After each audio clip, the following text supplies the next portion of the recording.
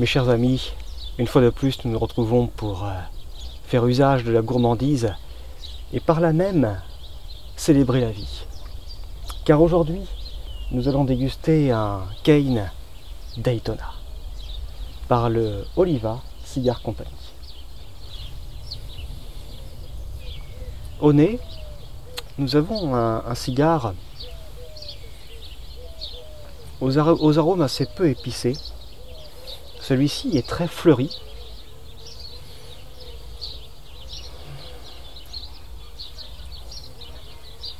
Ça sent le pollen, c'est un peu miellé.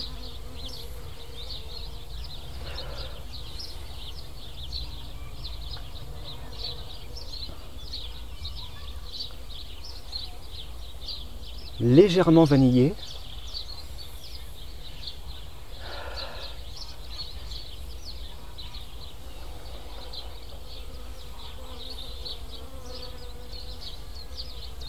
Une touche boisée.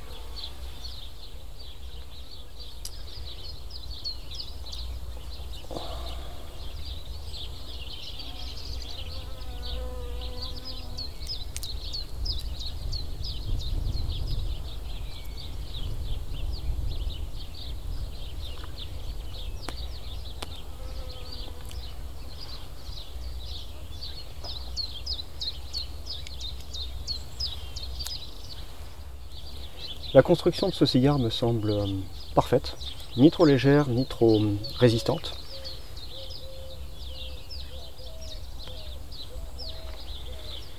Et je veux dire que dès les premières bouffées de tabac, on est un peu surpris de découvrir que, en comparaison à l'analyse olfactive, c'est un cigare qui a beaucoup plus de caractère.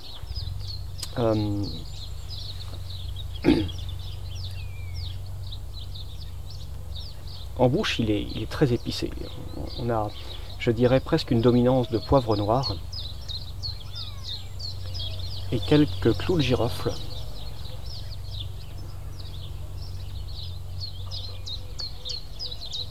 On a une fumée qui est épaisse, qui est crémeuse.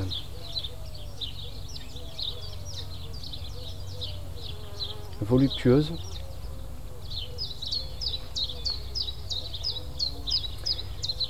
Des arômes très ronds. C'est à la fois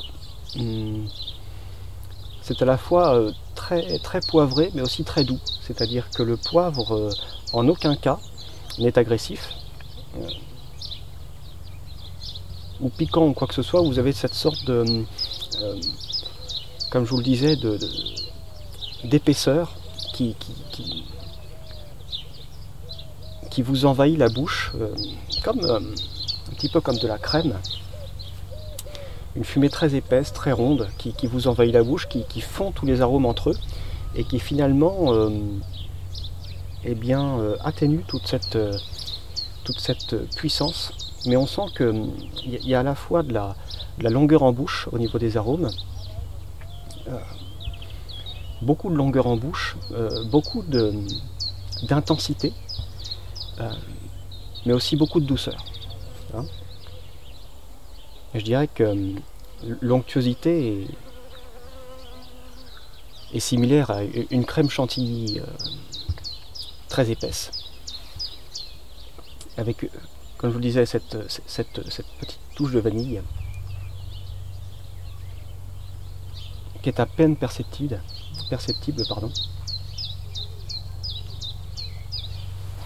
On commence à entrer dans le cœur de notre fumage et les arômes s'équilibrent enfin. On a une arrivée du boisé,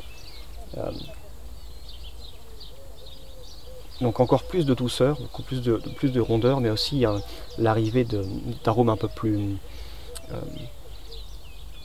léger et donc qui complexifie le tout.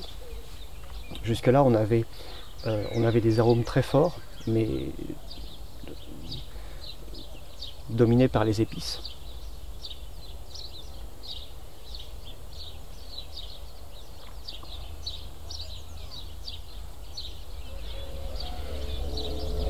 suis assez surpris par la rondeur de ce cigare et sa douceur. On a à la fois beaucoup de complexité en bouche, de la longueur en bouche, sans avoir pour autant de sucre, pas de piquant, pas d'amer. On a vraiment un travail très, très méticuleux sur la construction de ce cigare. Je dirais que c'est proche de la perfection, de ce qu'on veut dans un cigare. Il y a très peu de sucré. D'ordinaire, quand on veut maquiller un petit peu les défauts d'un cigare, eh bien, on ajoute on ajoute des feuilles plus sucrées. Là, on n'a pas la présence de ce maquillage. La combustion se fait très bien, la construction est parfaite. Les feuilles sont très belles, les nervures extrêmement fines. Je me trouve environ à la moitié de mon fumage. Et très lentement, doucement, subtilement, commencent à arriver des arômes très torréfiés, sur le café grillé. Une touche d'amertume que je trouve très plaisante, parce qu'on a toujours cette épaisseur de la fumée, et on est avec ce cigare vous accompagne. Vraiment tout se fait en douceur, et ça semble être maintenant l'arôme dominant. On a encore du poivre noir, mais qui est passé en second rôle.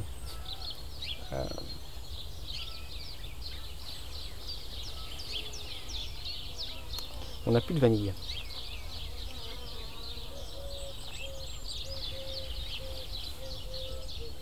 Il y a un petit peu de charbon. Je veux dire que je suis assez...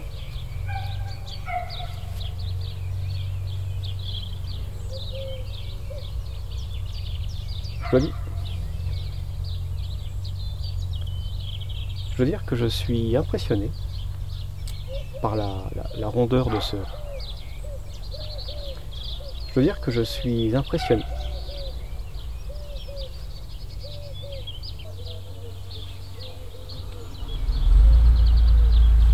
Ah, c'est pas vrai, c'est pas vrai, c'est pas vrai.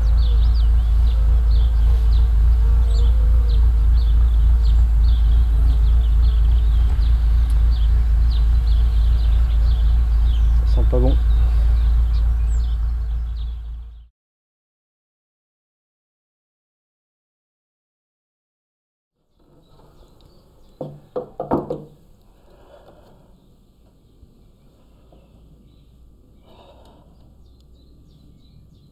Antonio, dame la llave de las 12.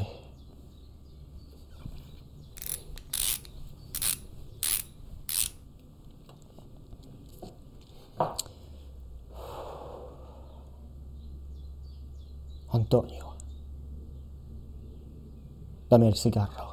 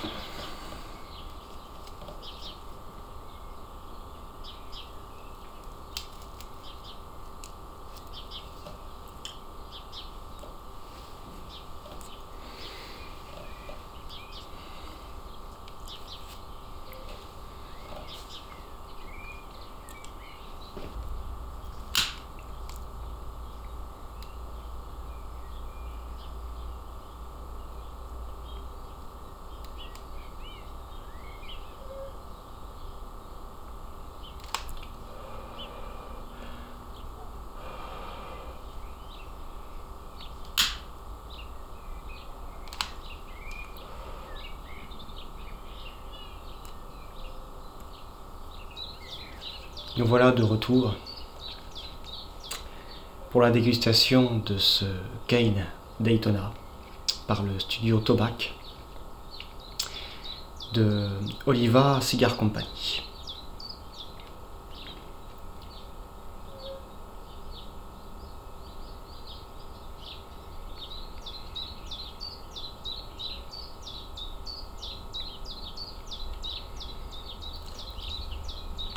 Un cigare, ma foi, très équilibré.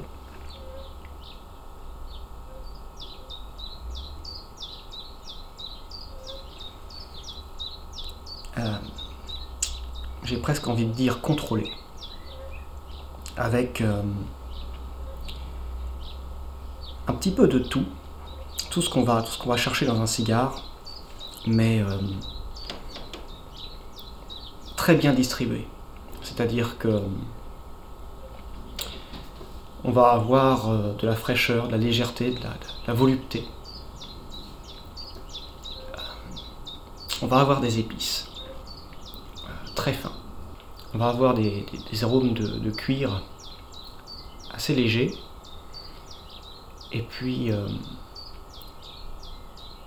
ce boisé très rond qui vient enlacer toutes ces saveurs.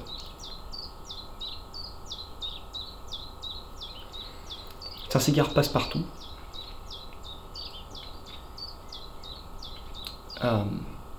Qui va convenir à la fois pour un fumage estival, matinal, mais aussi un cigare légèrement roboratif qui va très bien parfaire une digestion.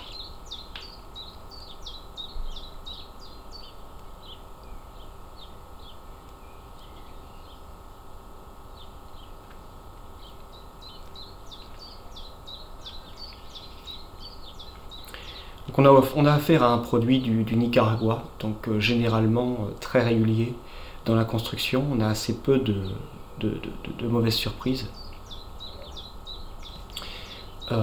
Avec un savoir-faire remarquable, on a affaire à des feuilles qui sont huileuses, très fines, avec des nervures très délicates. La construction est parfaite, le tirage irréprochable. Quand je vous dis que c'est une volute passe-partout, on a vraiment là un cigare qui peut initier un débutant, parce que les saveurs sont très douces. Mais aussi un petit peu de tout. Tous les mondes du cigare, mais très maîtrisés. J'ai des notes d'amande là, et de réglisse très peu sucrées. Mais c'est cet univers un petit peu d'épices fins et complexes. Et ça peut aussi parfaitement convenir à un amateur confirmé.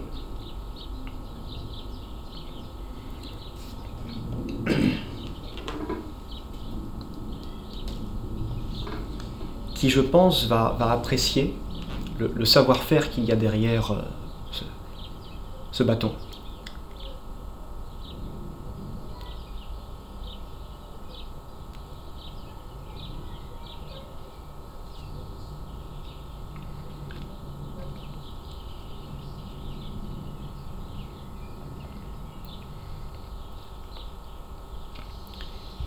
Donc je dirais que sur le plan gustatif, on n'a pas vraiment d'originalité ou de surprise.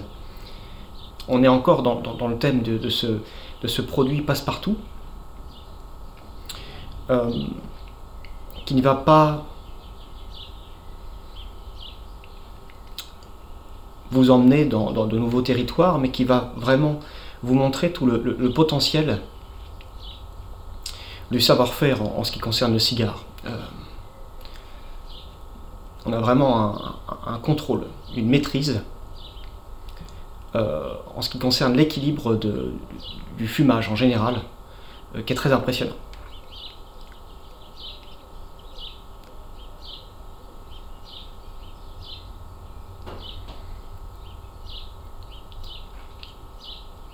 Et je trouve qu'il y a beaucoup de beauté dans la simplicité. En ce qui concerne l'évolution de notre Daytona, pour l'instant, c'est un cigare très linéaire. Mais je vais insister là-dessus, en vue du fait qu'il est très équilibré, je ne ressens pas forcément l'envie qu'il évolue, dans la mesure où il est déjà, on a déjà cette bonne balance entre la force et la légèreté de ce cigare. Vous voyez, je me trouve environ à la moitié du fumage de mon cigare, et je commence seulement à sentir une très légère montée en puissance des arômes, avec une arrivée d'un arôme de poivre de plus en plus présent. Encore une fois très doux, hein, c'est-à-dire que il s'agit de... On n'a pas de picotement sur la langue ni quoi que ce soit. Au contraire, on a quelque chose de très voluptueux.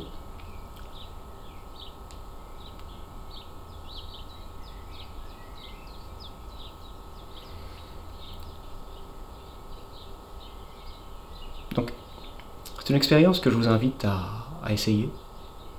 Quelquefois, quand votre cigare refroidit, vous pouvez être amené à avoir des saveurs différentes. Quelquefois très intéressantes, d'autres fois classiques. Ici, j'ai une petite touche, très, très subtile, une petite touche mentholée.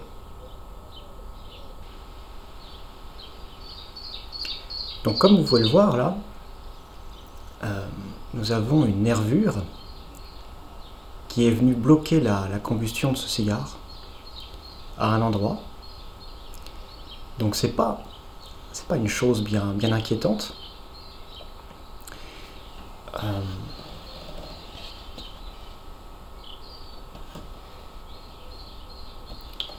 D'ordinaire, on a tendance à rallumer son cigare dans ce genre de situation.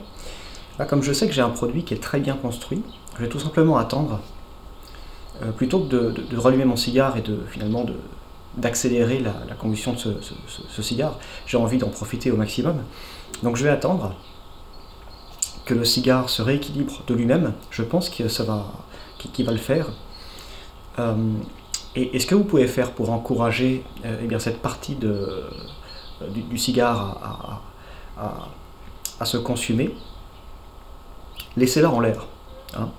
La partie qui est en hauteur, normalement, devrait se consumer un petit peu plus vite que le reste.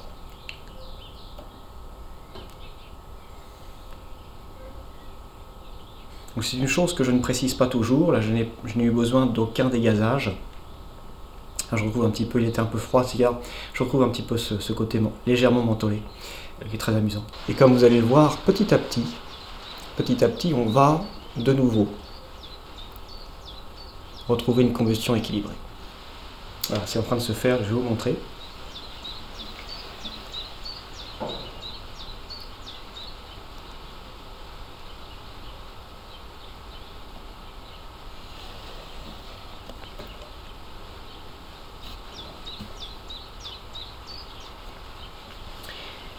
Et ce que je trouve très intéressant sur des produits comme celui-ci qui sont très bien construits, c'est que même si on ne tire pas très souvent sur le cigare, il continue à fumer, à s'embraser, parce qu'il est aéré, mais alors juste ce qu'il faut. Et ce type de construction est assez pratique quand on fume un cigare en compagnie d'une personne et qu'on a une discussion, parce que quelquefois il est très difficile d'engager une conversation, de parler, tout en maintenant la combustion d'un produit, que ce soit un cigare ou une pipe, et sans aucun effort particulier.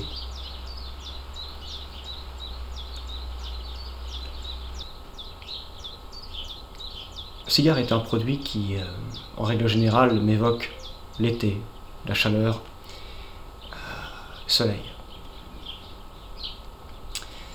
Mais il peut être très agréable d'en fumer un alors qu'il pleut à l'extérieur. Je me trouve dans mon atelier qui est ouvert.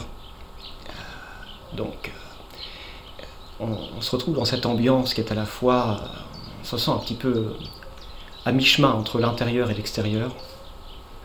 Et je bricole sur un véhicule de collection et déguste un bon produit en profitant d'un bel environnement, tout en étant protégé des éventuelles intempéries.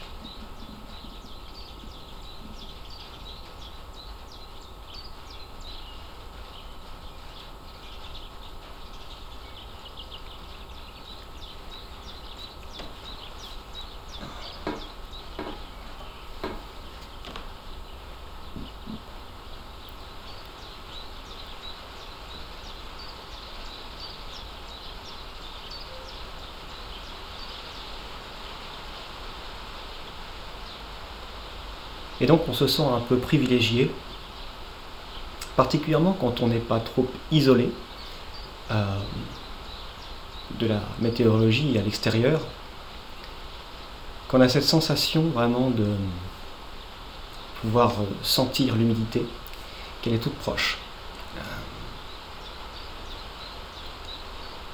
et d'être à l'abri.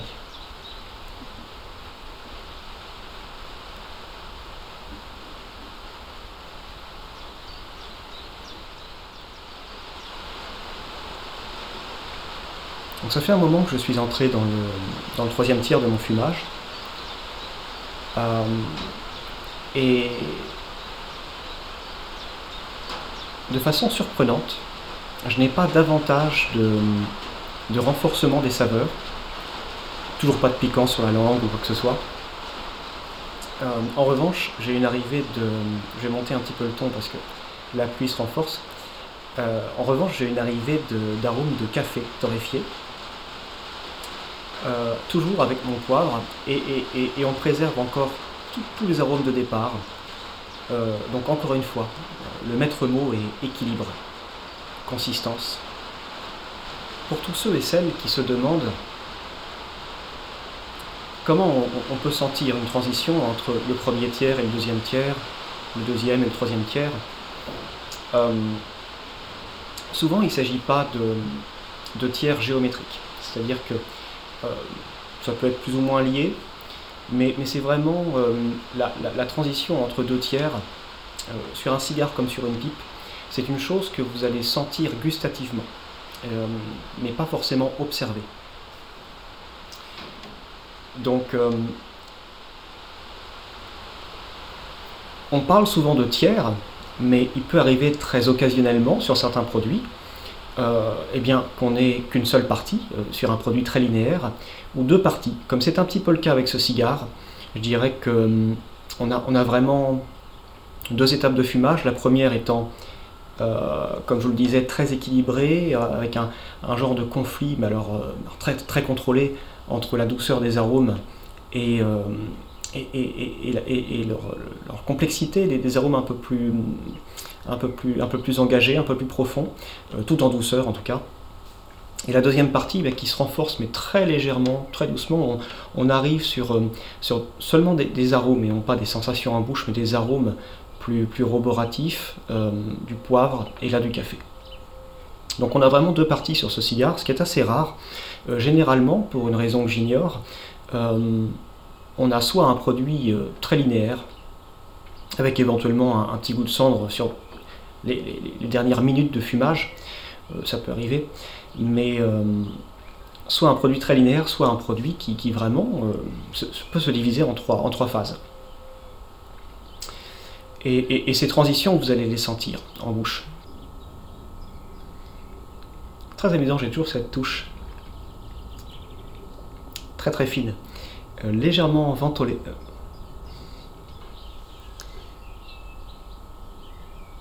Je vous montre un petit peu le pied de mon cigare.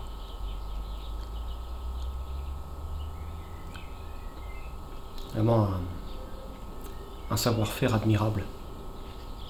Une petite astuce pour ceux qui veulent eh bien, jouer avec la fumée et faire croire que vous crachez de la fumée par le nez sans faire usage de la rétro-olfaction. Je vais vous donner ce conseil, mais avant ça, regardez.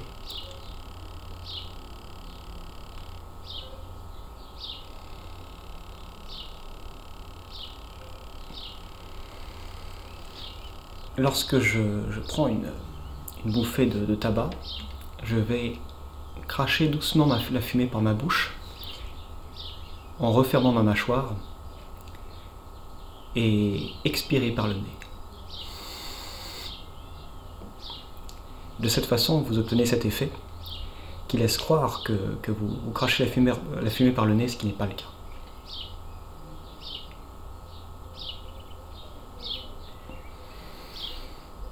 Sur ces belles paroles, ce magnifique Daytona se termine, malheureusement. Mais j'en ai d'autres. Je vous remercie d'avoir partagé ce moment avec moi, d'avoir regardé cette vidéo, cet épisode. Et je vous dis à bientôt pour une nouvelle aventure.